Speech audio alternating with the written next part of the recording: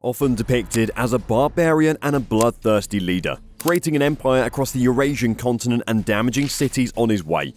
Genghis Khan was the founder and leader of the Mongol Empire, which controlled a large portion of Asia at its peak. So in this video, we're going to talk about the most brutal punishments of Genghis Khan.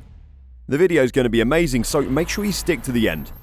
Most people know Genghis Khan through the statistics, but the details are just as mind-boggling. Some stories from his life and his battles are outright unbelievable, and among the most brutal stories you will ever hear. One of his Mongol enemies was known for boiling captured generals alive. Genghis Khan had contenders for leadership among the Mongols, and some of them were just as mad and brutal as he was before he finally united the Mongols and began his true reign of conquest.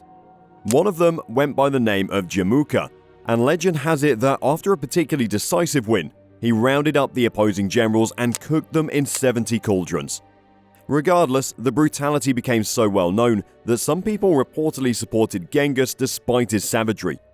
It's possible that this is due to the fact that burning alive, while technically legal as a means of killing nobles, is nonetheless a considerably more drawn-out and cruel punishment than what Genghis usually meted out to nobles. Though the Khan's adversaries' backs were shattered, molten silver was used, and people were trampled in large numbers. These methods of torture were probably more civilized than boiling a human to death. His victims' bones were mistaken for mountains. In 1211, Genghis Khan turned his focus to modern-day China and attacked the Jin Empire. The Jin Empire controlled 53 million people, and the Mongols had 1 million. Still, Genghis Khan won. Within 3 years, the Mongols had made their way to Zhongdu, now Beijing.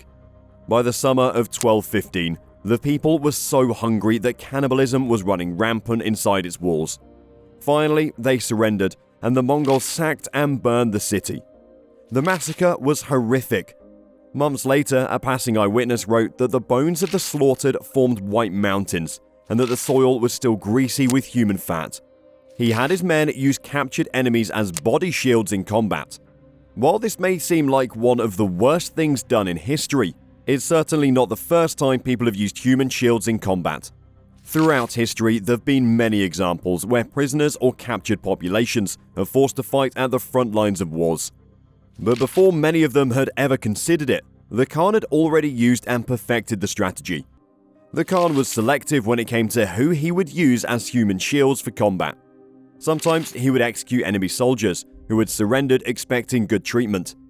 However, when he was in the mood, he would have his men take large numbers of surrendered enemy soldiers and force them to fight at the front lines. His men would goad the captured soldiers to fight as well as possible, and if they did not, they were put to the sword. They could prolong their deaths only by fighting for the Khan and his forces as well as they possibly could. And perhaps, if they truly showed their worth, they could earn a rightful place in his forces. The crime against the Oirat. Ogedei Khan, the son of Genghis Khan, ruled as Khagan Empire of the Mongol Empire from 1229 to 1241.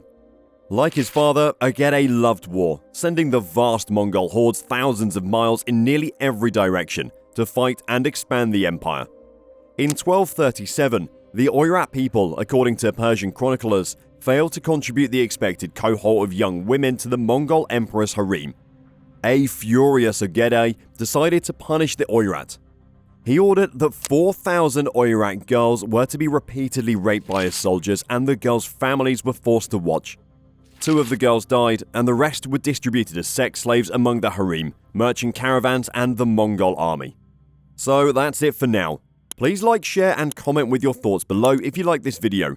Remember to subscribe to see our next video.